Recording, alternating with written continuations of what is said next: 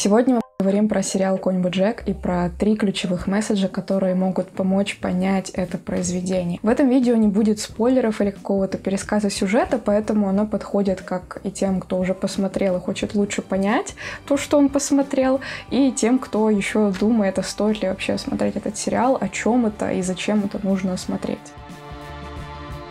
Первый важный месседж этого сериала заключается в том, что конца нет. Смотрите, нас приучили к голливудским историям, в которых есть начало, развитие, какая-то логическая завязка. Мы привыкли, что в конце истории все сюжетные ниточки будут развязаны, и там все принцессы спасены, все плохие парни наказаны. Весь Голливуд — это фабрика по производству сказок, которые в 21 веке продолжают давать нам на очень сложные вопросы довольно простые ответы. Уважай свою маму, дружи со своими друзьями, делай хорошие дела, и все будет хорошо. И какой бы герой лучше смог доказать нам обратное, чем известный актер из того же самого Голливуда. Боджек именно такой человек. В молодости он снимался в очень известном ситкоме. Его до сих пор узнают на улицах, он живет в Голливуде в роскошном доме, у него большое состояние, ему ни о чем не нужно беспокоиться. Ситком, в котором снимался Конь Боджек, называется Horsing Around, что можно перевести примерно как «дурачиться» или «забавляться». Этот сериал был таким добрым ситкомом про коня, который усыновил и удочерил 3 сирот и заботился о них. Основной посыл сериала Horsing Around заключался в том, что любые проблемы можно решить с семьей, с заботой друг о друге, и в конце дня мы все обнимемся, и все будет хорошо. Этот сериал был популярен. Многие люди приходили с работы уставшие, и на полчаса они могли погрузиться в этот добрый мир, где все проблемы будут решены, где все будет хорошо. Если посмотреть на психологию Боджека в течение всего сериала, он продолжает ретранслировать эту логику голливудского сериала, голливудского фильма, того, что будет какое-то логическое завершение, будет эти титры начнутся из-за горизонта появляться, и все будет хорошо. Или если не хорошо, то, по крайней мере, начнется новый фильм, в котором он сможет сыграть какую-то другую роль.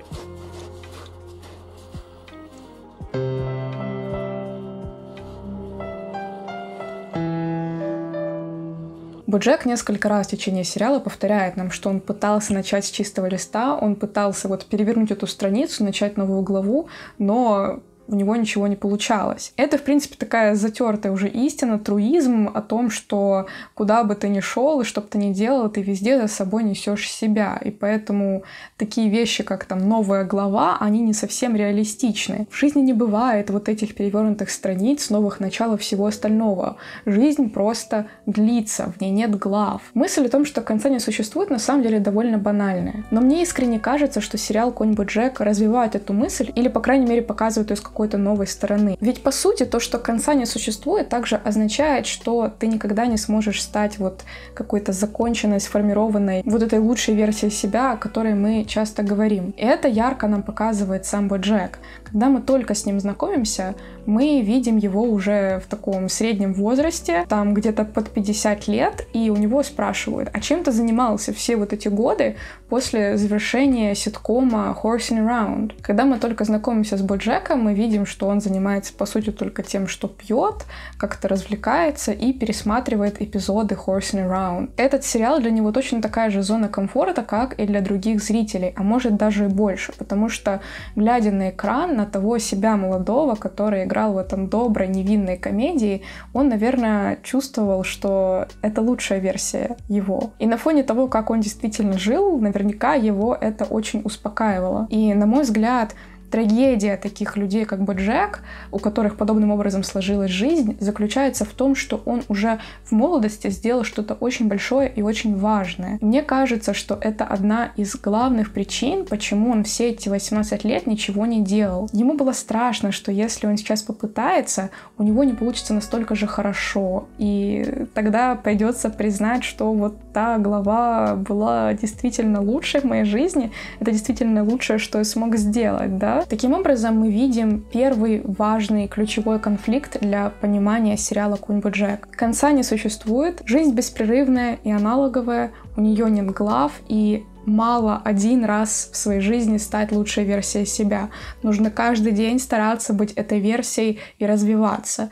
И в первом сезоне Боджек сталкивается с этой мыслью, и он начинает немножко как бы осознавать, что, наверное, нужно что-то еще сделать, и мало просто 18 лет жить воспоминаниями о том, каким он был классным.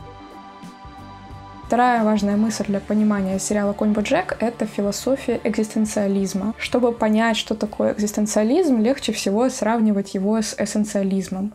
То есть в эссенциализме считается, что человек приходит в мир с какой-то заложенной глубоко вот в него миссией, смыслом, каким-то предназначением. Например, если я леплю из глины чашку, я делаю это с намерением потом из этой чашки что-то пить. И точно так же в эссенциализме человек приходит в мир с какой-то вот глубинной задачей, да? В то же время экзистенциализм — это философия, там, начиная с 19-20 века, которая говорит о том, что человек приходит пустым. У него нет предназначения, у него нет никакого смысла, и он чистый лист, он должен сам придумывать, кем ему стать в этой жизни. И философия это на самом деле ставит нас перед пугающими вопросами радикальной свободы, потому что если нет предназначения, то есть бесчисленное множество выборов того, как ты сможешь прожить эту жизнь. И также это накладывает абсолютную, тотальную ответственность на человека за все его решения, за все его выборы. You're actually in a really good position now, because you can pretty much do anything you want. You're responsible for your own happiness, you know? Good Lord, that's depressing. No, it's not. I'm responsible for my own happiness. I can't even be responsible for my own breakfast.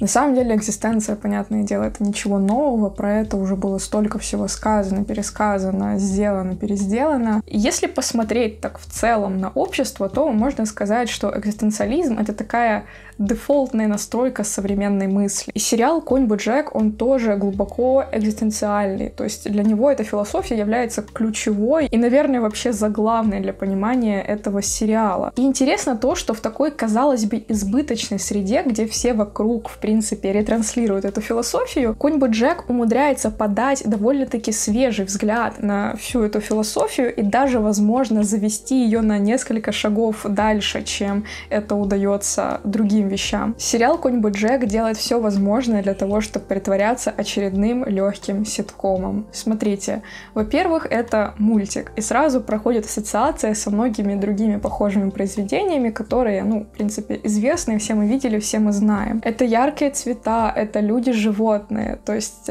сразу, когда ты на это смотришь, сложно относиться к этому как к какому-то серьезному произведению, которое сейчас будет поднимать суперглубокие вопросы и рассматривать их на каком-то суперглубоком уровне. О, разноцветные животные пьют водку в Голливуде.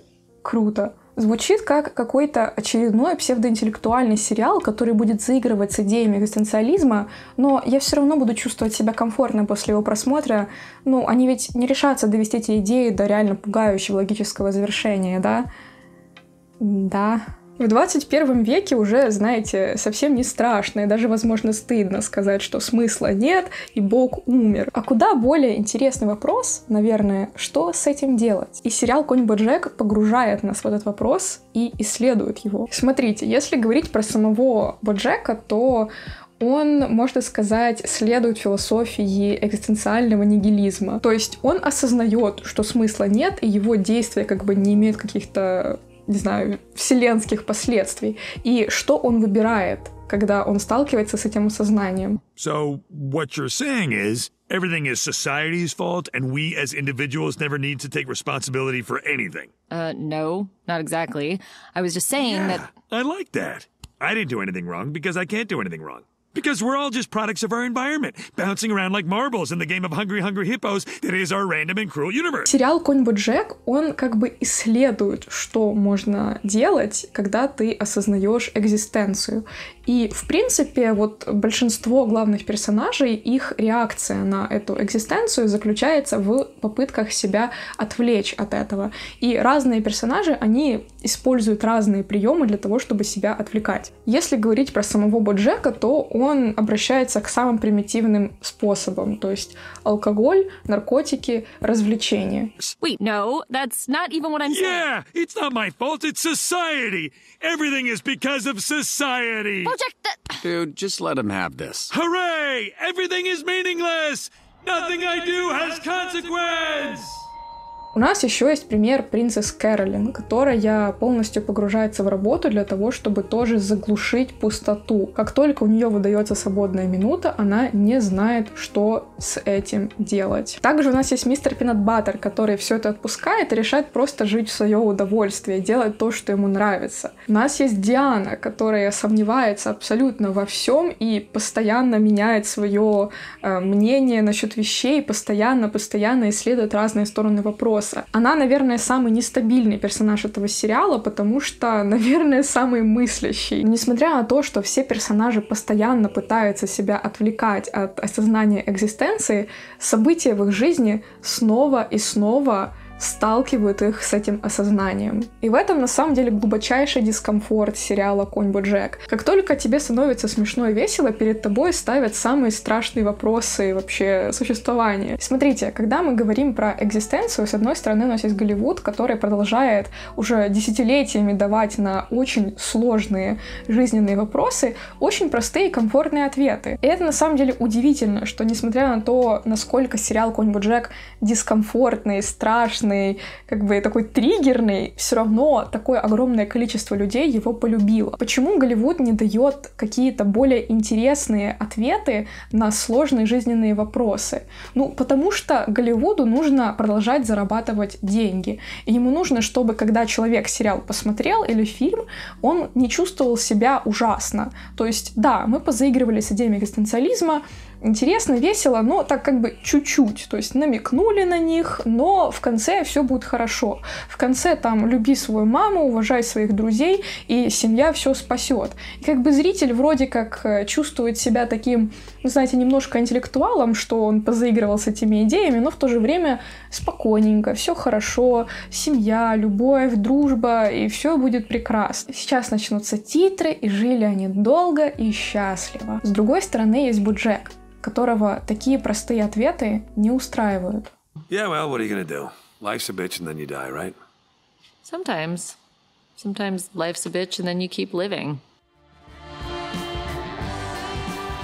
Третья ключевая мысль сериала. Sometimes life is a bitch, and you just keep living. И это самое страшное. Я думаю, для того, чтобы лучше понять, насколько глубоко Конь Боджек исследует эту идею, нам стоит обратиться к одному эпизоду из первого сезона. Это не будет сильно большой спойлер, потому что это не такое важное событие для вообще всего сюжета, но это, наверное, первый раз, когда Боджек открывает перед нами такую огромную пропасть. Эпизод этот про старого друга и знакомого Боджека. Herb Kizes — это человек, которому, по сути, Боджек обязан всей своей карьерой. Это человек, который в него, молодого, как бы еще никому неизвестного, поверил и помог ему осуществить мечту, помог ему стать вот этим известным актером. Но потом произошел скандал, узнали, что этот Herb Kizes гей, его уволили, и в тот момент, когда ему больше всего нужна была помощь Боджека, и даже, знаете, не столько помощь, а сколько его дружба и просто его присутствие в жизни, Боджек от него отвернулся. И Herb Kizes, по сути, остался один. В этом эпизоде, который я хочу сейчас обсудить, Боджек приходит к Хербу вот уже спустя много-много лет, и он умирает от рака, и Боджек хочет попросить у него прощения за то, что он сделал. Hey, I wanted to talk to you about, you know, I feel bad about what happened. So, you're apologizing? Yes, I'm sorry. Okay. I don't forgive you. Herb, I said I'm sorry. Yeah. And I do not forgive you. Помните, мы говорили, что у Боджека ум заточен на вот это ожидание финала, ожидание новой страницы. Здесь это очень сильно видно. Он настолько верит в хэппи-энд, он просит прощения, и он не может поверить, что его не прощают. Он не может поверить, что не будет вот красивого, хорошего, доброго завершения этой истории. Not sure you get what's happening here. This could be the last time that No, I'm not going to give you closure. You don't get that. You have to live with the shitty thing you did for the rest of your life. You have to know that it's never, ever going to be okay. И здесь он впервые сталкивается с осознанием, что есть вещи, которые невозможно исправить, которые невозможно простить и которые всю жизнь будут с тобой. Также этот момент прекрасно раскрывает нам глубину эгоизма Боджека, потому что перед лицом человека, который умирает от рака, Боджека беспокоит только его собственный вот этот дискомфорт из-за того, что он там где-то в глубине себя чувствует вину. И единственная его цель в этой сцене — чтобы его простили, чтобы ему сказали, что он хороший и все в порядке. И он готов на все ради этого прощения и искупления. Но насколько это вообще искренно? Получается, да, есть какие-то грузы, которые человеку придется нести за собой всю свою жизнь, и искупить их невозможно. И смотрите, как Боджек взаимодействует с этой истиной. I need you to tell me that I'm a good person. I know that I can be selfish and narcissistic and self-destructive, but underneath all that, deep down, I'm a good person, and I need you to tell me that I'm good. Diane, tell me, please, Diane, tell me that I'm good. Да, он делает много плохих вещей, но он и себя, и окружающих пытается убедить в том, что это все там алкоголь, это все какие-то обстоятельства, но вот в глубине где-то там спрятан хороший Боджек, которому вот дайте волю, он бы только хорошее делал. Well, do you think I'm a good person? Deep down? That's the thing. I don't think I believe in deep down. I kind of think all you are is just the things that you do. А я не верю в глубокую скрытую истину. Я думаю, что люди — это просто совокупность их поступков. И это тоже очень пугающая мысль. Я думаю, для того, чтобы лучше ее раскрыть, мы можем посмотреть на другого персонажа этого сериала, мистера Пинатбаттера. Это человек, у которого вот многие вещи в жизни сложились похожи на Боджека. Когда он был молод, он был тоже звездой ситкома, который, по сути, копировал Horsing Around. То есть он тоже там был папочкой двух удочеренных девочек. Это была очень похожая штука на телевидении, которую тоже любили люди. И этот ситком прославил мистера Пинатбаттера. И жизнь у него, по сути, сложилась подобным образом. Этот персонаж, конечно, интересен сам по себе, но также он интересен тем, что он, по сути, отзеркаливает Боджека. И он показывает нам, что дело действительно не в событиях, а в самом человеке и том, какие решения он принимает, и как он взаимодействует с вызовами жизни. Мистер Пинатбаттер выбирает быть счастливым и беспечным. Таким образом, мы видим двух персонажей с немного похожими вводными данными. И мы видим, что мистер Пинатбаттер, он легкий, беззаботный, счастливый. И рядом мы видим Боджека. But now that it's over, No, Bojack, just stop. You are all the things that are wrong with you. It's not the alcohol or the drugs or any of the shitty things that happened to you in your career or when you were a kid. It's you. All right? It's you. Все твои ошибки — это ты. Таким образом, сериал «Конь Боджек» показывает нам, что мало осознать и принять отсутствие смысла и радикальную свободу. Еще нужно принять себя со всеми своими трещинами, со всеми ошибками, которые ты уже сделал. А что еще более важно, с теми ошибками, которые тебе еще предстоит сделать.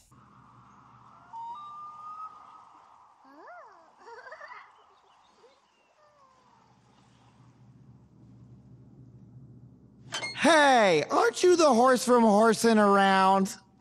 Вот такой получился разговор. Напишите, пожалуйста, что вы думаете об этом сериале, если вы уже смотрели. Мне будет супер интересно узнать ваше мнение, потому что я об этом сериале думала, возможно, больше, чем нужно, и, конечно, приятно будет обсудить. Если вы еще не смотрели, возможно, посмотрите, но будьте готовы к тому, что вам будет дискомфортно. И для меня Боджек — это любовь вообще всего 2020 года. Я смотрела его очень долго, очень вдумчиво и очень внимательно. И Я бы хотела сделать еще несколько видосов про него, про какие-то конкретные события в этом сериале, про какие-то проблемы, которые там поднимаются, про отдельных персонажей, может, даже про отдельные эпизоды. Поэтому, если вам это интересно, напишите, пожалуйста, в комментариях, и тогда, возможно, сделаю это видео быстрее. Меня зовут Майя, я писатель, и я хочу поблагодарить своих патронов, благодаря которым у меня есть возможность сделать немножко больше видео, а самое главное — написать свой сборник рассказов. Первый рассказ для этого сборника я написала еще, наверное, лет так 5 назад или даже 6. И для меня невозможная просто радость того, что я вижу, как наконец-то это все собирается вот в одно целое, завершенное, и уже вот-вот я закончу. Поэтому, если у вас есть возможность и желание тоже мне помочь, я буду очень вам благодарна. Пожалуйста, подписывайтесь на Patreon. Для всех патронов есть закрытый канал в Телеграме, где я делюсь всякими классными штуками, которые нахожу в интернете. Музыка, фильмы, книги, комиксы, все классное. И рассказываю, почему я думаю, что это интересно, под каким углом я воспринимаю это. Можно сказать, что это как мои видосы, только в формате такого небольшого поста. То есть самое такое главное про эти произведения. Спасибо большое, что посмотрели, оставили комментарий. И всем хорошего дня. Mr. Blue, I told you that I love you, please believe me.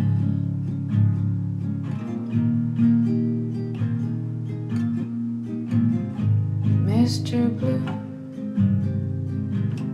I had to go now, darling, and don't be angry.